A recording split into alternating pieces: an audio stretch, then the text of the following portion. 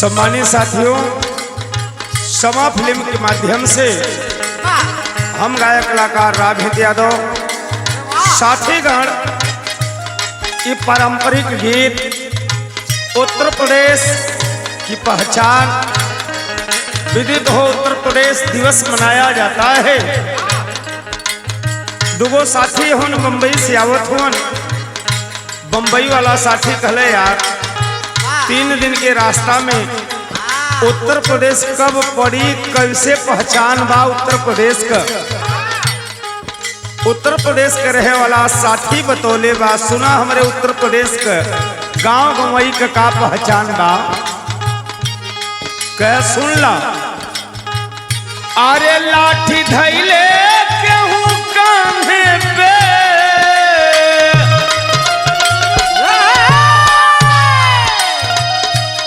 लाठी धैले केहू कान्हे पर देखाइए भाई, तब बुझिया यूपी हमार, बुझिया यूपी हमार गईल है जब आइए भाई। सुनो उत्तर प्रदेश,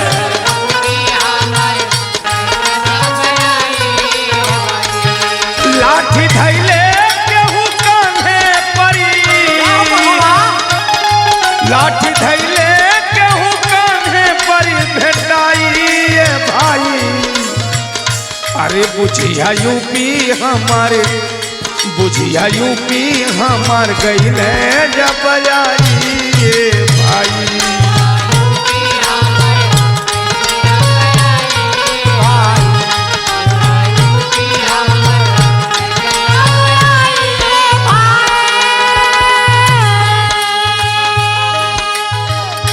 कहला लाठी धैले पलाद भाई बड़हन मोछ रह, कान्हे पर लाठी धैले बा, धोती कुर्ता पहिर के जात बा, वही जगह से बुझिया उत्तर प्रदेश शुरू होत बा।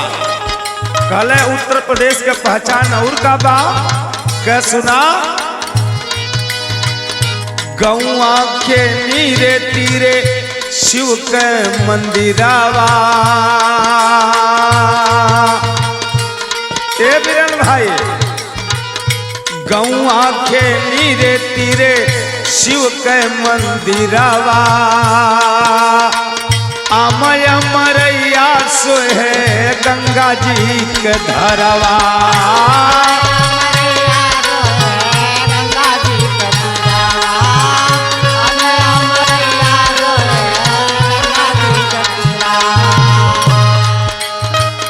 गौआ के नीरे तीरे शिव का मंदिरवा हो, गौआ के नीरे शिव का मंदिरवा, गौआ के नीरे शिव का मंदिरवा। अरे अमन मरैया सोहे गंगा जी का धरवा,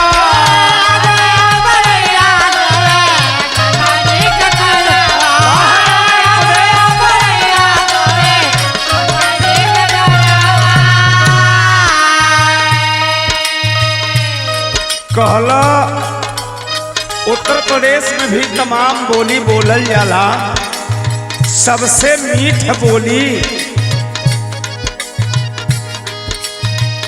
अरे बाबू भैया कहीं के,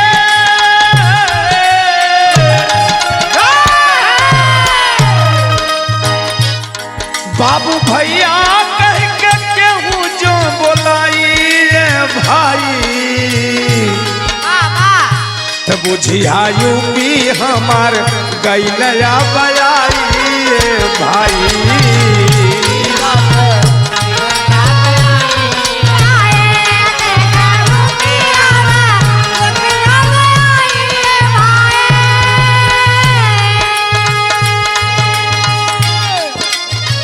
इतने ना और का कहले बा, उत्तर प्रदेश हमार कृषि प्रधान देश है। दो ना भैया, खुरपी कुदारी लेके निरावत सांवर गोरिया।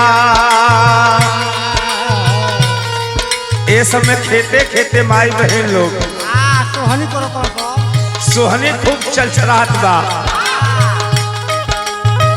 खुरपी कुदार लेनी निरावत सांवर गोरिया।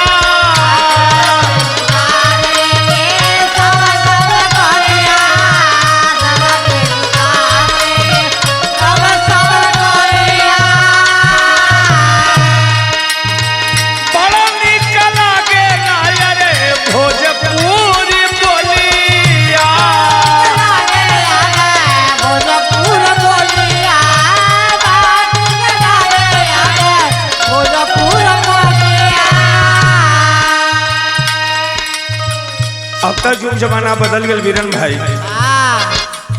घर का लोग खेत में काम कर, घर का लोग एक सदस्य जब कलेवा लेके जा, नहारी लेके जा, ले हले कलेवा जो आई,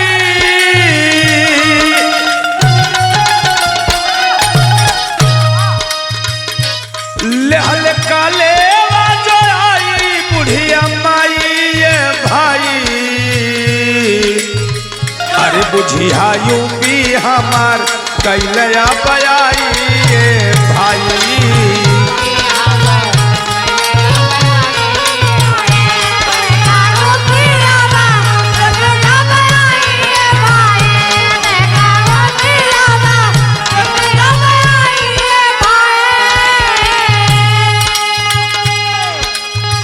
भिन्न भिन्न भाषा बाटे जहवा निराला। सोन का चिड़ैया हमार देशवा कहाला।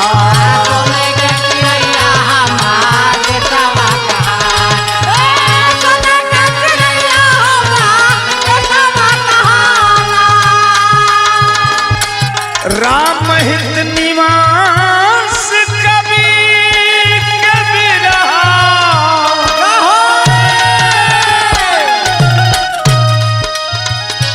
राम हित निवास कवि कबीरा जो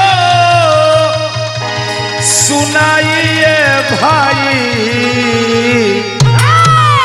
ते बुझिया यूपी हमार गईल है या बयाई भाई।